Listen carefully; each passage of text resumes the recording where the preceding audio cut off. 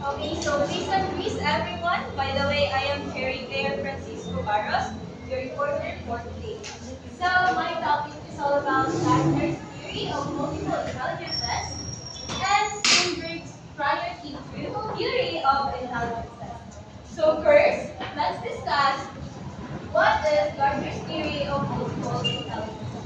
So the proponents of this intelligence is Howard Gardner's, which is, according to him, multiple intelligence as the traditional idea of intelligence based on IQ testing, but did not fully accurately depict a person's abilities. So his theory proposed 8 different intelligences based on skills and abilities that are valued in different cultures. So first is bodily kinesthetic intelligence. So the ability to control your body and movements to handle objects skillfully. So most likely these are the students who are good in hand movements. Like for example, role playing, Rubik's cubes,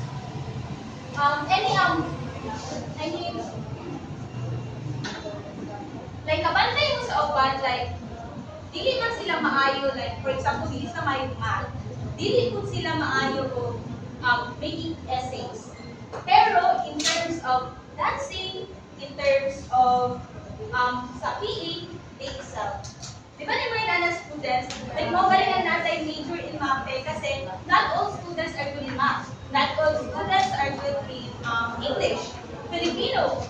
Pero they are more into kinesthetic or movement intelligence. So next is the interpersonal intelligence. So this is the capacity to connect and respond appropriately to the moods, motivations, and desires of others. So interpersonal intelligence meaning you are good in interacting to people. You are good in communication. Like for example, kanabitaw sales lady, kabantay mo, Ma'am, sir, balik na ani. Volten, ma'am, sir, dito mo tagtinta. Siyempre, may ganyo ka. Cellphone, ma'am, sir, nice taking camera. Ma'am, sir, nice taking battery. Automatic, bukay ni malubat. Pero, it's just a skill para lang mahalin lang baligyan. Right? So, that is interpersonal intelligence. Also, ang mga politicians. Right sila in terms of communicating to other people. Diba, makasulaw kayo like, pag ako sa daong, pag ako yung butuhan, wala ka ng konti. Ang ending, maalam yung gas, taga-konti. Something like that. So next is, we have the intrapersonal intelligence.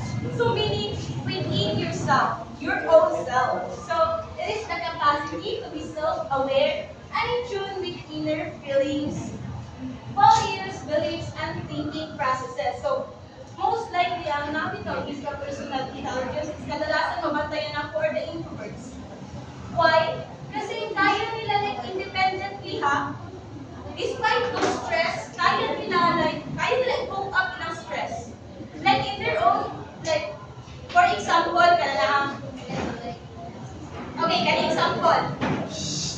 mag-speak siya sa tubakan. Pero since hindi naman siya maayo communication, iyang i-communicate niyang self nga, kaya mapaalakot ni, sa kung dapat buhaton. Like, ang iyang ibuhan, nag-practice siya sa amin, nag-practice ka sa imong istorya, nag-practice ka sa imong hand movements, sa imong gestures. So that was intrapersonal. You are aware of yourself, kapalo ka sa imong weakness, kapalo ka sa imong strengths, kapalo ka sa abilities nimo. That is intrapersonal intelligence, meaning within yourself. Next is logical mathematical intelligence. So meaning, why please? So it's the ability to think conceptually and abstractly. And the capacity to discern logically or numerical matters. So meaning you're good in mathematics. So may mic numbers here. 20. 17. Okay. So pwede mo na lang numbers. Well, I need the English, no? It has numbers.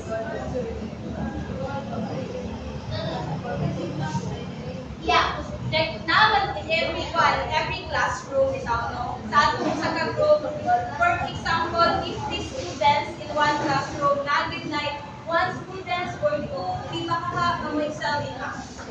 Like, ito wala lang ito kabaluan ng makuan, na solution na ito kabaluan ng problem, pero nasira niya. Matik, walang pag-discuss sa teacher ha, pero na siya i-cancer. So that was logical mathematical intelligence.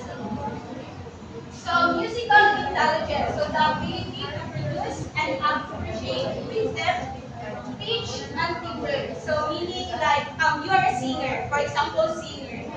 They are more on musical intelligence. You are a composer, mga composer, writers of song. At pinanadala ka dito ang mag-guitar, mag-guitarist, pianist. Katong mag-violin. Kasi ka ba lang mag-violin sa guitar?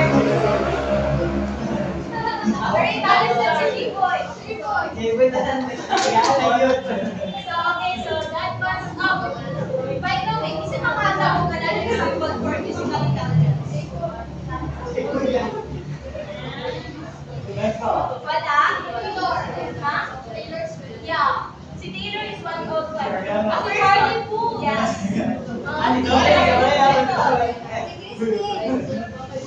Christine. Wala mo guitar, alala. Si Kyrie Rose. Mag-guitar.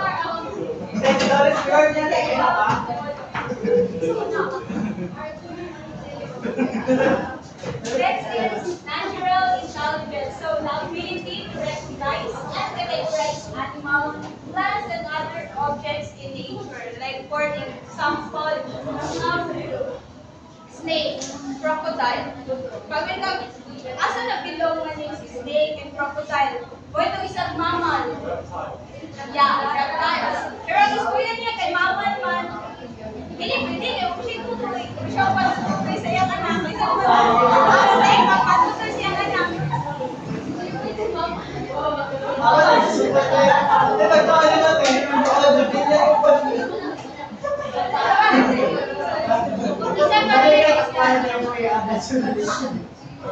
May blocks in yung elementary high school. Naku may garden. Then, competition with different schools for 9 sections. Patutungan ninyo, di ba? Nakategorya sa inyong tarot yung dance. Nabuhi na ba? Ikawat na lumulog pala yung pero ang inyong teacher is knowledgeable about dance. Yes. Like for example, ringon ko isang gusto na itanong dali. Palaso na siya yung yuta, dapat kamulay na dapat talong na. Sa listen po ito, mag-usap ka o umay sa kanasun. Hindi pwede. But that was naturalistic intelligence. Next is the verbal linguistic intelligence. So well-developed with reading scoring of one. So verbal skills and sensitivity to the sounds, meanings, and rhythm of words. So meaning like for example, verbal linguistic intelligence, like for example, maayo ka mag-write poem, maayo ka mag-speech, maayo ka musulat, and then also debate. Actually, debate is also verbal linguistic intelligence. Kaya why man, hindi naman cognitive skills ni Momikana. But also, your verbal skills, like for example, yung words na gigamit, how polite you are, di ba? Kaya di naman basta-basta, mag-debate ka ba, bastos ka ba ba din, tulog-tulogin mo, no, that's not. So, verbal linguistic intelligence is that aware siya sa iyong pag-istorya, more knowledgeable siya about sa iyang topic. So, next is the visual spatial intelligence. So, the capacity to think in images and pictures to visualize accurately and abstractly. So, meaning like, for example, a student is good in painting, sketching. Actually, an example, best examples of visual spatial intelligence are the architecture. Diba? They are more on the science. Natutumabita more in arts.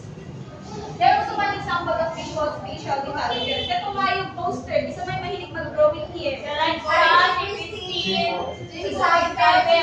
ako! Mayroong mix of colors.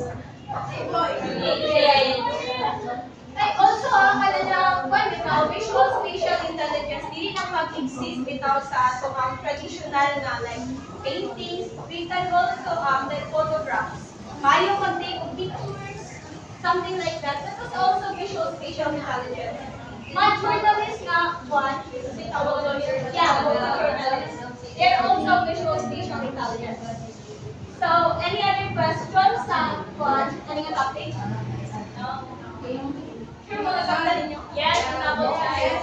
Next is we have Sternberg's prior theory of intelligence. So, according to Robert Sternberg, he defines intelligence as mental activity directed toward purpose of adaptation to selection and real-world environments relevant to one's life. So, according sa iya, for him, intelligence is that dili lang kay kuan kana na ang your your mental ability, but also you are also capable to apply it in real life situations. Okay, so he suggested that some of larger types of intelligence are better viewed as individual talents. So Robert claims that there are three different factors involved with people's successful intelligence. So, no bitaw nga ini-agree daw siya sa intelligence theory ni Gardner. Pero sa iya nga, ini daw ang tanan nga ni-present ni Gardner is that matawag intelligence kayo so matawag mo siyang talent. Di ba, when we sing ang good nga singing, para sa ato ang talented siya, right? When we say that she is good at dancing, acting, wow, very talented. So we can say na, kung sa iya asam, dili nyo siya matawag kung buwan, kana na your intellectual ability, but talent. So next is, hindi na siya, bali actually, triangle ni siya, hindi ko nani na lang ako kay I have no time to make my visualist na kapaniniha kasi kapag ko Domingo na ako hospital. So, ginani lang siya. Kung triangle niya, mo rin tawag ko triangle theory. Anyway, top. Yeah. Then, mo isili na sa akin. Kanalas. So, we have here analytical intelligence. So, the ability to evaluate information and solve problems. So, analytical intelligence, for example, na rin ako is research. The qualitative research, the quantitative research. Kasi, you are, nag-gather ng data through survey, which is numbers, and then, at the same time, na-apply mo siya in real life. Like, for example, kana na, unsay impact sa student, unsay impact sa, kasi manual reader here, or manga reader, webtoons. Yeah. Unsay impact sa webtoons, sa writing and talking performance sa students. So, meaning, nag-gather siya data, then apply niya ito in real life, is that, like for example, butang ka sa iyang result is that 98% sa students is maayo sulat, maayo mabasa, agi sa webtoons. Kasi most likely ako sa pandemic, is that na-enhance ako ng English, ang good kayo. Agi at sa webtoons ako binasa. Hindi man nakagawas. Roblox, yes! Roblox. Sasabi na yun, yeah! Next is creative intelligence. So, it is your ability to come up with new ideas. So, we have those mga scientists. They are creative. Isa may creative here, like, kaya bitaw, another one, isa ka product, innovate niya into another product. Christy! Wow! Like, di ba, like, for example, 50 years from now, ang atong cars is matupad na, that's creative also. And also, isa may mag-apply, kasi makataw, example na ako, na pakita na ito here in real life yun na, what, that person or ang iyang butang, hindi ka is very creative and unique. Makeup! Oh! Kasi yung gama. Flowers! Yeah. Sino ang yung flowers? Creative kayo na gamit. Okay, so next is practical intelligence. So it is your ability to adapt to a changing environment. So practical intelligence is you are being more practical. Actually, this one also apply in real life situation. Like, di ba, like for example, may mong ka wala, di ba, kabante mo, nakanamon ka ba? Dapat practical na ka, may kabalupya ka karoon pa lang unang. Ano pa na yung kanahon mo? Di ba?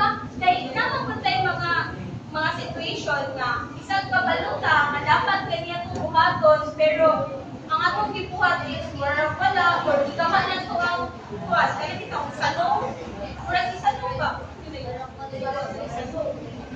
Pero ito murag ni opposite man. Murag ising ma. Asap ka sanong ba ito? So, murag ising ma, bitaw ka sa imuan. Ibis na kabalutan ka, at dapat yung buhaton pero you did the wrong ones. Diba? So, pero depende na sa kuna sa reason. Okay, so, wala naman yung pangutana sa unang one. So, I guess that was all for my report for today. So, thank you very much.